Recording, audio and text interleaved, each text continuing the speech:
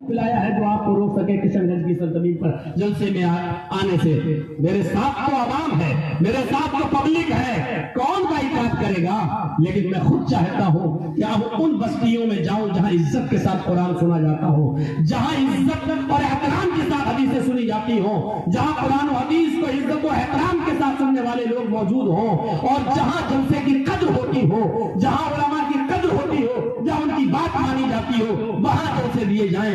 जहां शोर हंगामे का शिकार हो जाए इजलास, वहां पर इजलास न दिया जाए, क्योंकि सोना और चांदी औरत के गले में अच्छा लगता है। सोना और चांदी अगर किसी सुअर और गधे और कुत्ते के गले में डाल दिया जाए तो उससे सुअर, गधे और कुत्ते की इज्जत नहीं बढ़ जाएगी। अगर कोई कुत्ता हो और उसके गले में सोना चांदी का जेवर डाल दो तो कुत्ता कुत्ता ही रहेगा, वो किंग नहीं बन जाएगा। कुरान और हदीस सोना है मेरे भाइयों, इस सोने को वहां खर्च किया जाए, वहां दिया जाए जहां इसको पहनाने से सोने और चांदी की कद्र और मंजिलत बढ़ती हुई नजर आए, चमकती हुई नजर आए। अब सोने और चांदी के जेवर को सुअर के, गधों के गले में डाल दिया जाए तो न तो गधे की इज्जत बढ़ेगी, न सुअर की इज्जत बढ़ेगी, न कुत्ते की इज्जत बढ़ेगी, और ऐसा करने से सोना और चांदी की अहमियत घट हो जाएगी, कम और हो जाएगी। इतना कीमती सोना कुत्ते के गले में पड़ा हुआ है, तो सोने और चांदी की कीमत को हम घटाना नहीं चाहते हैं, कुरान और हदीस की कीमत को हम घटाना नहीं चाहते हैं, हम इसको नीचे नहीं करना चाहते हैं। हम चाहते हैं कि ये वहां खर्च हो जहां इसको और ज्यादा चमकता हुआ नजर आए, जहां कुरान और हदीस की इज्जत और एहतराम हो, ये मैं वहां खर्च करना चाहता हूं। मैंने अपने जुमलों में बहुत कुछ कह दिया, समझदार होगे तो समझ गए होगे, नहीं समझदार होगे तो कोई बात नहीं, हम फिर भी बचे हुए हैं कि चलो हमारी बात को ना समझा तो अच्छा है। हमने जो कुछ कहना था कह दिया। मेरे प्यारे साथियों, ये जेल की सलाखें और ये कुछ नहीं। अल्लाह की कसम, आपका हंगामा देखकर तो मुझे लग रहा था जेल में मैं बहुत सुकून से था। आपकी हालात देखकर तो मुझे लगा कि बहुत सुकून से था। उधर भी लड़ाई होती थी, झगड़े होते हैं, क्रिमिनल लोग, गुंडे लोग उधर भी हैं, लेकिन ऐसा हमने बदतमीजी उधर भी नहीं देखी, ऐसी बदतमीजी हमने भी नहीं देखी। और आपसे ज्यादा इज्जत जेल में होती थी जब कुछ क्रिमिनल, गुंडे किस्म के लोग मर्डर जो आए करके, जब वो लोग आपस में लड़ते थे तो फैसला हम ही से करवाया जाता था। मौलाना साहब फैसला करवा, हम दोनों में कौन सच है, हम दोनों में कौन सही है। अरे आप क्या इज्जत करेंगे यार, आपसे ज्यादा इज्जत तो जेल के वो मर्डर करने वाले, वो कातिल लोग बेचारे जो आजीवन सजा भुगत रहे हैं, उम्र कैद की सजा भुगत रहे हैं, वो लोग हमारी करते।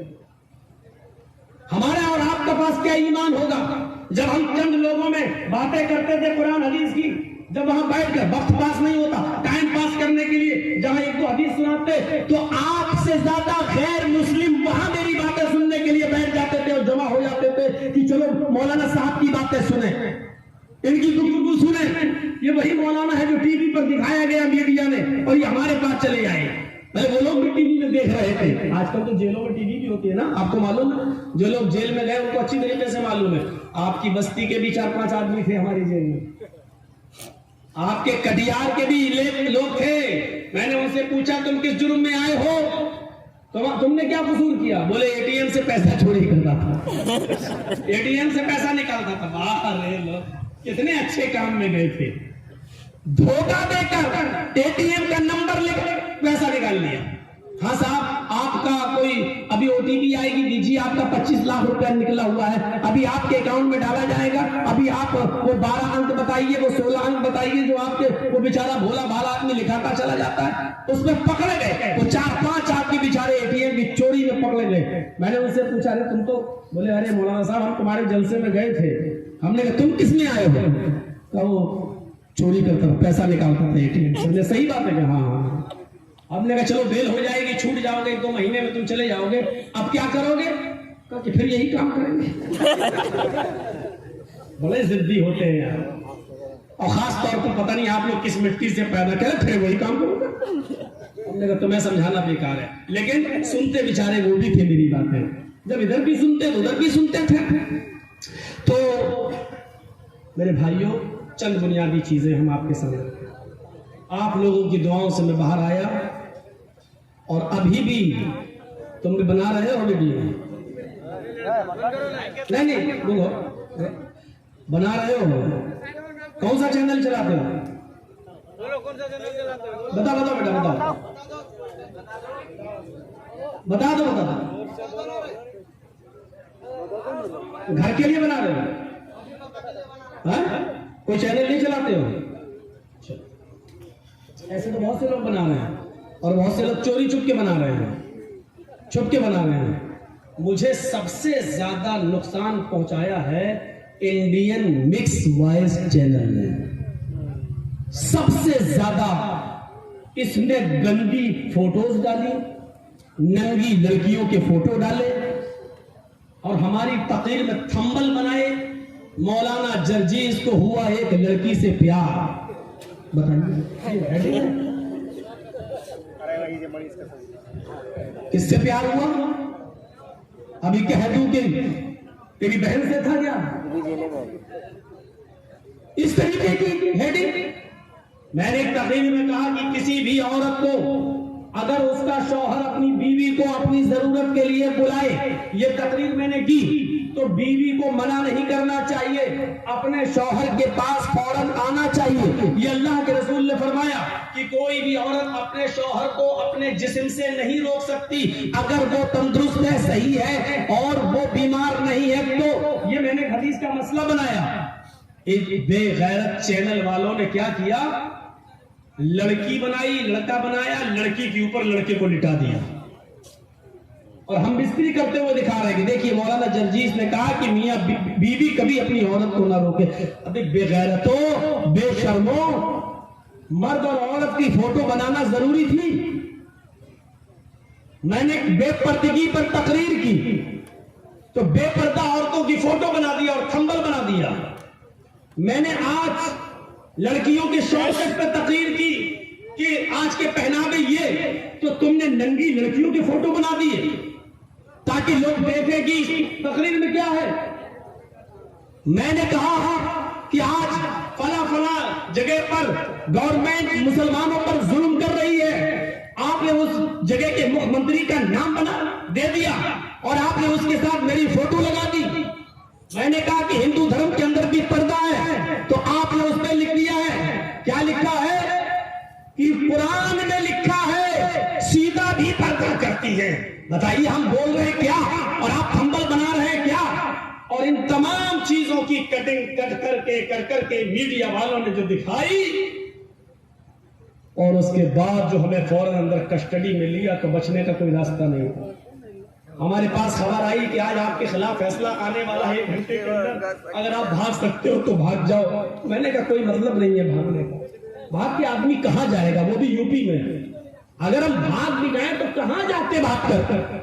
घर वालों को परेशान किया जाता, हमारे बूढ़े माँ बाप को परेशान किया जाता, हमारे भाइयों को परेशान किया जाता, 1 महीने का नोटिस दिया जाता, आओ सरेंडर करो, नहीं आता तो हमारे घर पर बुलडोजर चला दिया जाता, उसको गिरा दिया जाता। भागना कोई किसी इसका हल नहीं था। मैंने सामना किया, गया और सजा का ऐलान सुना, और सुनने के बाद निकला तो चेहरे पर मुस्कुराहट थी, हंसी थी। आपने टीवी पे सुना होगा, और वो भी टीवी वाला कह रहा कितना बेशरम मौलाना है, देखो 10 साल की सजा सुनने के बाद भी हंस रहा है, इसके चेहरे पर हंसी आ रही है, कितना बेशरम है। अबे बेशरम नहीं, बहादुर बोल, बहादुर बोल। तू जिन हड्डियों में पल रहा है, उन हड्डियों को खाकर तू उसको बेशर्मी बोल रहा है। तो क्या उस आदमी की तरह आंसू बहाऊं जो संसद में रो रहा था, जो भीख मांग रहा था संसद में, मगर मच के आंसू बहा रहा था, और आज वो उत्तर प्रदेश का मुख्यमंत्री बना बैठा है, संसद में रो रहा था, उसकी तरह मैं रोऊं? किसी ने कहा मौलाना साहब 10 साल की सजा, मैंने कहा यार 10 साल का 2 चुनाव ऐसे काट के निकल जाऊंगा, ऐसे पता नहीं है? मीडिया वाले 10 साल तो काट लोगे? मैंने कहा क्यों? और लोग उम्र कैद कैसे काट लेते हैं? लेकिन अल्लाह का शुक्र है कि 5.5 महीने में ही हम निकल रहे, और पहले निकल जाते, लेकिन चूंकि पूरी लॉबी लगी हुई थी, पूरी लॉबी, उसने हमारा क्रिमिनल रिकॉर्ड मंगा लिया और 3 महीने की डेट मांग ली। सरकारी वकील ने, सरकारी वकील तो जानते वो योगी मोदी की बात करेंगे, उस वकील ने क्रिमिनल रिकॉर्ड मांग लिया। यानी ये आदमी बहुत डेंजर है, हमें पूरे हिंदुस्तान में कितने इसके ऊपर मुकदमे हैं, हमें टाइम दिया जाए, इसके ऊपर उस मुकदमे की लिस्ट हम मंगाएंगे। लेकिन अल्लाह का शुक्र है 3 महीने खंगालता रहा, ढूंढता रहा, तलाश करता रहा, इधर उधर हाथ पैर मारता रहा, लेकिन 3 महीने ढूंढने के बाद भी उसको हमारे खिलाफ एक भी मुकदमा नहीं मिला, एक भी मुकदमा नहीं मिला। फिर जज ने उसको डांटा भी है। 5 महीने के बाद जब हमारी फाइल जब नंबर पे आई तो उसने कहा साहब ठीक है आप इनको बेल दे, लेकिन ये तो बाहर निकलेंगे, दंगा करेंगे, फसाद करेंगे। तो जज ने डांटते हुए कहा क्यों दंगा करेंगे, कहा ये इनके खिलाफ बोलते हैं। तो कहा कि आपने तो 3 महीने का टाइम मांगा था, मैंने 3 महीने का टाइम दे दिया, अगर ये उनके खिलाफ बोलते हैं तो किसी जगह मुकदमा दर्ज क्यों नहीं है, किसी एक थाने में इनके ऊपर केस क्यों नहीं है। लाजवाब हो गया, कोई जवाब नहीं था। तब जज ने डांटते हुए उनको कहा खामोश रहिए, जो केस है उस पर बहस कीजिए, आप जो केस है ही नहीं उस पर बहस क्यों कर रहे हो। कहा ये फिर दंगा करेंगे, तो जज ने कहा जब दंगा करेंगे तो फिर पकड़े जाएंगे, फिर आएंगे, तब देखा जाएगा, अभी तो कोई केस नहीं है इनके ऊपर। तब उसने जाकर 15 दिन के लिए हमारी फाइल अपने पास रखी कि अच्छा ठीक है मैं इसको गौर से पढ़ता हूं। और गौर से पढ़ने के बाद उसने कहा कि लगता है पूरी फाइल पढ़ने के बाद कि आदमी राजनीतिक षड्यंत्र का शिकार बनाया गया है और मीडिया के दबाव में यह गलत फैसला सुनाया गया है। पूरी फाइल पढ़ने के बाद ऐसा लगता है कि एक दिन भी जेल में रहने के लायक नहीं है, इसको तुरंत छोड़ा जाए, इमीडिएटली रिलीज, एकदम इसको फौरन छोड़ा जाए, इसको तत्काल इनकी रिहाई की जाए। जरा तसव्वुर कीजिए आप, अल्हम्दुलिल्लाह यहां से जीत भी हुई है। नौजवानों देर होती है, वो देखो लाल लाइट मार रहा मेरे ऊपर, अबे ये लड़कियों पे मारी जाती है, इतनी भी अकल नहीं है कि ये लाल लाइट किस पे मारी जाती है। तो मेरे भाइयों देर होती है लेकिन अंधेर नहीं। मैंने कुरान करीम की सूरह असर की तिलावत की आपके सामने, मैं चाहता हूं कि आपको उसकी तरफ ले चलूं और मैं बताऊं क्या उस चीज की भी जरूरत है हमारे मुआशरे में। ईमान ताजा करिए आप अपना। वल अस्र, जमाने की कसम, इन्नल इंसान लफी खुस्र, रूए जमीन पर जितनी भी इंसानियत को आप देख रहे हैं, रूए जमीन पर जितने भी लोगों को आप देख रहे हैं, रूए जमीन पर जितनी भी आबादी आप देख रहे हैं, लफी खुस्र, सारी की सारी इंसानियत नुकसान के अंदर है। सरता पा सर से लेकर पैर तक नुकसान ही नुकसान में डूबी हुई है। अल्लाह ने सारी दुनिया के नुकसान, सारी दुनिया के लोगों को नुकसान में बताया है, तो उसके लिए कसम क्या खाई, जमाने की कसम, जमाने की कसम, जमाने की कसम इसलिए खाई क्योंकि जमाना गुजरता जाता है और इंसान एक दिन, 2 दिन, 1 हफ्ता, 2 हफ्ता, 1 महीना, 2 महीना, 1 साल, 2 साल जैसे जैसे गुजारता जाता है वैसे वैसे उसकी जिंदगी भी कम होती चली जाती है। जर्जी साहब 2 साल के बाद आपके इलाके में कदम रख रहे हैं, मतलब बिहार में, मिसाल दे रहा हूं मैं, पिछला साल तो जेल का शिकार हो गया, अक्टूबर नवंबर नहीं आ सका। इस साल में आपके सामने मौजूद हूं तकरीबन 1.5 साल के बाद, 2 साल के बाद, 1.5 साल 2 साल पहले आपने मुझे सुना था, आज 2 साल के बाद इस बस्ती में देख रहे हैं। इसका मतलब यह है कि 2 साल की जिंदगी जर्जी साहब भी अपनी कम कर चुके हैं और 2 साल की जिंदगी आप भी अपनी कम कर चुके हैं। ये जमाना गुजर चुका है, अब ये लौट कर वापस नहीं आएगा। तौहीद साहब के घर में 2 साल पहले गया था, आज तौहीद साहब से मुलाकात हो रही है। इसका मतलब यह है कि जर्जी साहब भी अपनी जिंदगी के 2 साल कम कर चुके हैं और तौहीद साहब भी अपनी जिंदगी के 2 साल कम कर चुके हैं। इसका मतलब यह है कि जर्जी साहब 2 साल अपनी कब्र के करीब हो गए हैं, तौहीद साहब भी 2 साल अपने कब्र के करीब हो गए हैं। हम और आप कब्र के करीब होते जा रहे हैं और 2 चीजों में से किसी एक चीज के करीब हो रहे हैं। अपनी जन्नत के या जहन्नम के, दो ही चीजें हैं, तीसरी चीज नहीं है। या तो हम जन्नत में जाएंगे या जहन्नम में। अल्लाह न करे हम में से कोई जहन्नम में जाए। अगर जहन्नम में गया तो इससे बड़ा नुकसान क्या हो सकता है, इससे बड़ा खसारा।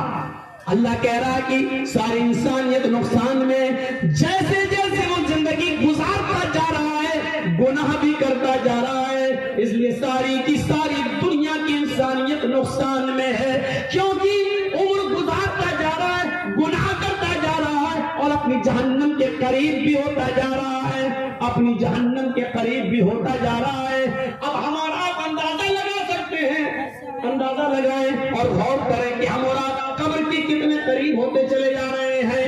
हम और आप अपनी जन्नत के या जहन्नम के कितने करीब होते चले जा रहे हैं।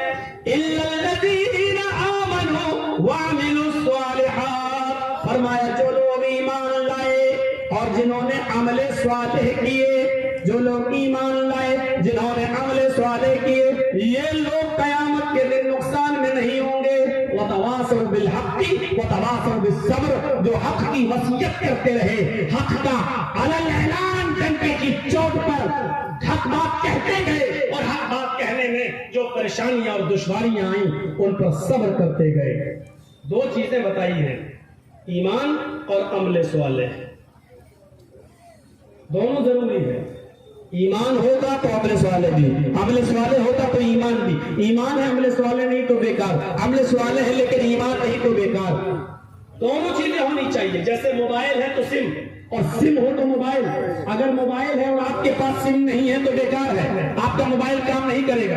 जगजीत साहब ये एप्पल का मोबाइल खरीदा है, नहीं एप्पल का, एक मिसाल दे रहा हूं, 1 लाख रुपए का मोबाइल खरीदा है।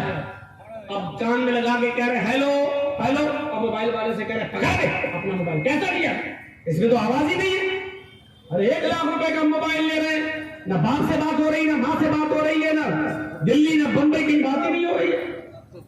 क्या कहेगा, पागल हो क्या, 1 लाख का मोबाइल लियो तो क्या हुआ, इसमें सिम तो डालो, सिम तो डालो। अच्छा 1 लाख का मोबाइल भी लूं फिर सिम भी डालूं तो फायदा क्या इस मोबाइल को इतना महंगा खरीदने का। अब आपने सिम ले ली, अच्छा सिम से बात होती है, हाँ। अब आपने सिम ले ली, सिम में 50,000 रुपए का बैलेंस भर दिया, 1 लाख रुपया बैलेंस भर दिया। अब आप सिम को कान में लगा के कहिए हेलो हेलो हेलो, अरे भाई आवाज तो नहीं जा रही है, 1 लाख रुपया भी हमने सिम में डाल दिया। वो आदमी क्या कहेगा, पागल हो क्या, सिम में पैसा डाल देने से क्या आवाज चली जाएगी, इस सिम को मोबाइल में तो डालो।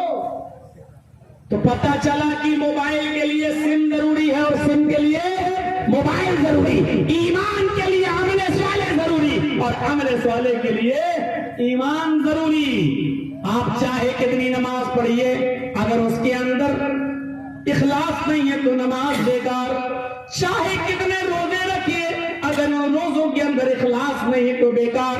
कितने भी सदका और ज़कात कीजिए, अगर उनके अंदर इखलास नहीं है तो बेकार, तो बेकार। लेकिन अगर इखलास है तो कमियां भी अल्लाह रब्बुल आलमीन बर्दाश्त, अल्लाह रब्बुल आलमीन माफ कर देता है अगर इखलास है तो। सही बुखारी के अंदर एक वाकया आया है, जरा सुनिएगा। सही बुखारी के अंदर एक वाकया आया है, उस वाकये को सुनिए।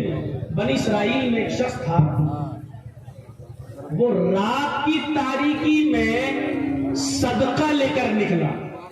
वो चाहता था कि मैं दाहिने हाथ से दूं, गरीब की मदद करूं और बाएं हाथ को खबर न हो, इस तरीके से मदद करूं कि दाहिने हाथ से दूं और बाएं हाथ को भी खबर न हो।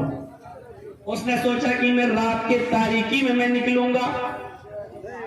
वो रात के अंधेरे में निकलता है, अपने मजहब के मुताबिक, अपने तरीके के मुताबिक वो इबादत करता है और रात की तारीकी में निकलता है कि देखे कि कोई जरूरतमंद मिल जाए। उसने रात के अंधेरे में देखा कि एक आदमी है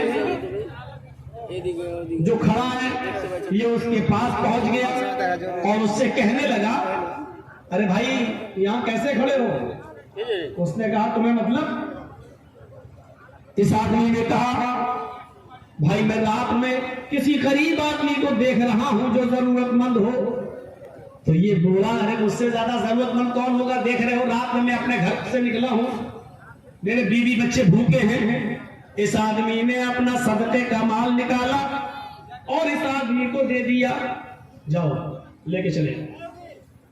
फिर घर पे आया, नमाज पढ़ता है, सुबह तक जागता है, सुबह भी अपने मजहब की मुताबिक इबादत करता है और बाहर सड़क पर निकल जाता है कि बाजार में देखो क्या मामला है।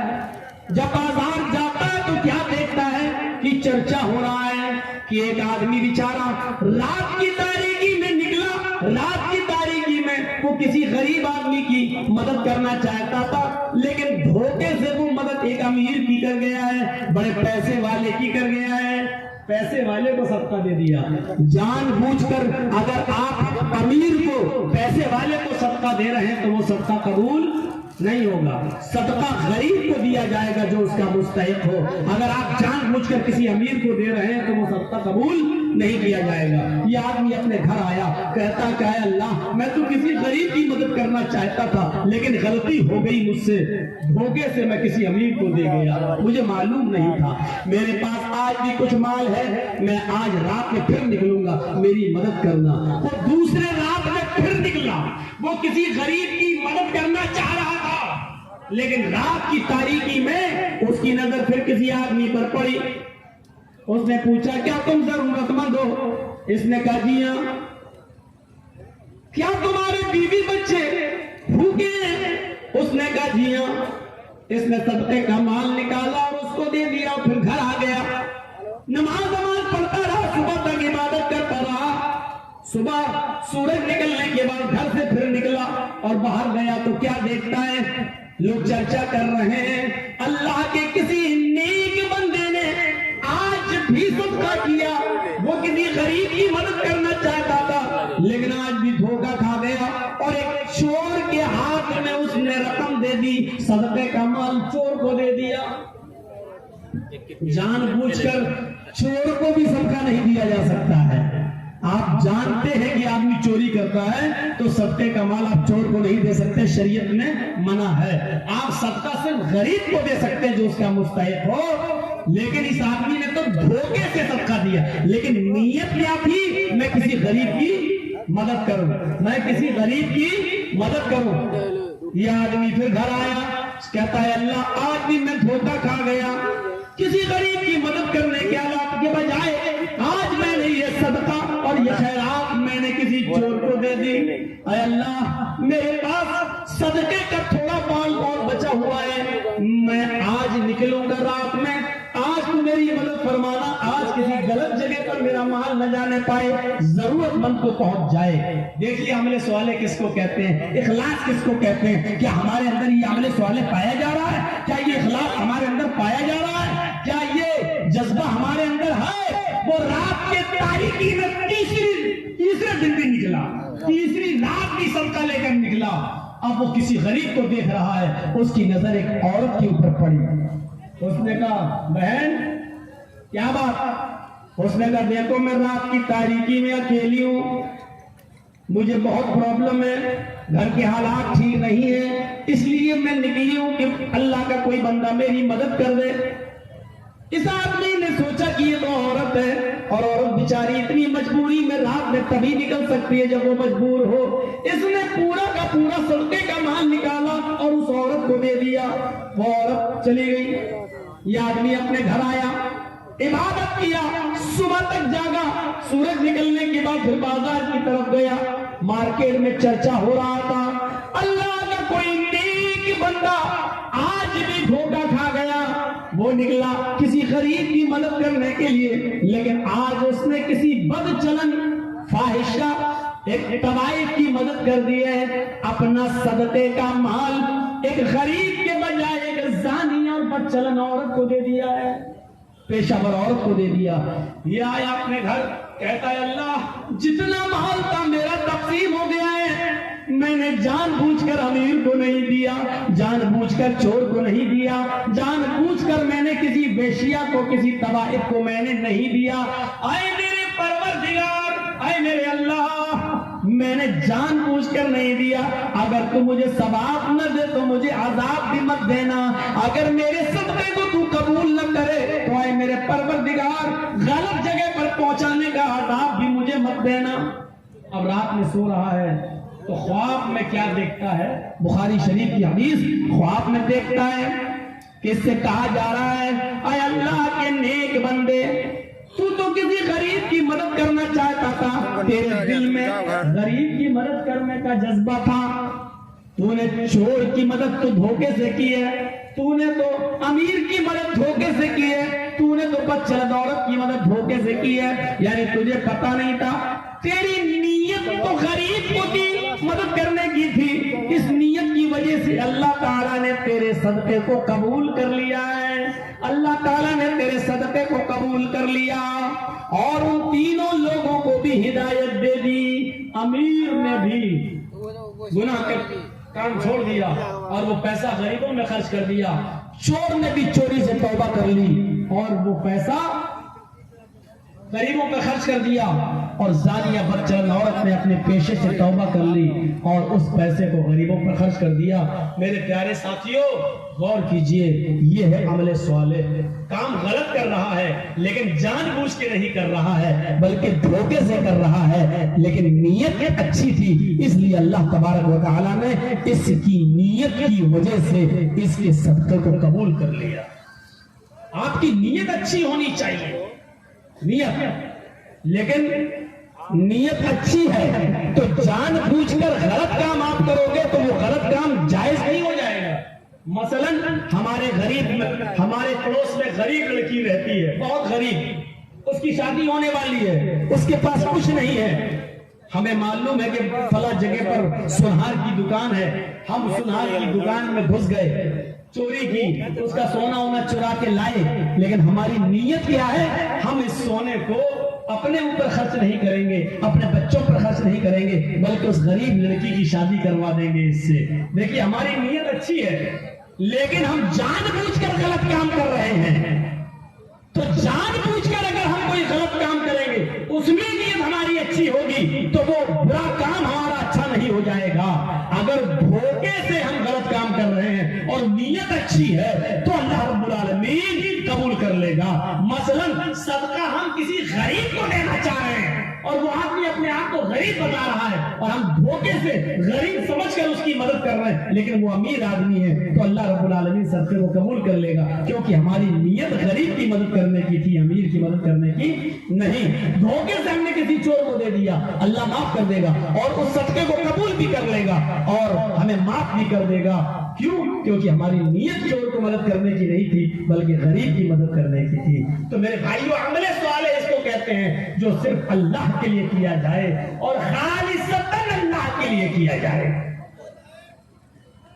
आपने वाक़या सुना होगा, जंगल में एक आदमी जा रहा है, ऊंट के ऊपर सामान लगा हुआ है, थक जाता है, एक जगह अपने ऊंट को दरख्त से बांध कर सो जाता है।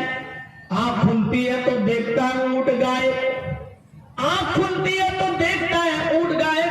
पूरे जंगल में तलाश करता है, पूरे जंगल में तलाश करता है, लेकिन उसको ऊंट कहीं नहीं मिलता। कभी इस झाड़ी, कभी उस झाड़ी, कभी इस पहाड़ी, कभी उस पहाड़ी, हर जगह वो तलाश करता है, लेकिन उसको ऊंट कहीं नहीं मिलता। थक हार कर बेचारा, थक हार कर उसी जगह पर बैठ जाता है, आंख लग जाती है। जब दोबारा उसकी आंख खुलती है तो क्या देखता है? क्या देखता है कि ऊंट तो मेरा उसी जगह पर बंधा हुआ है। जब उसने ऊंट के सामान को देखा तो क्या देखता है?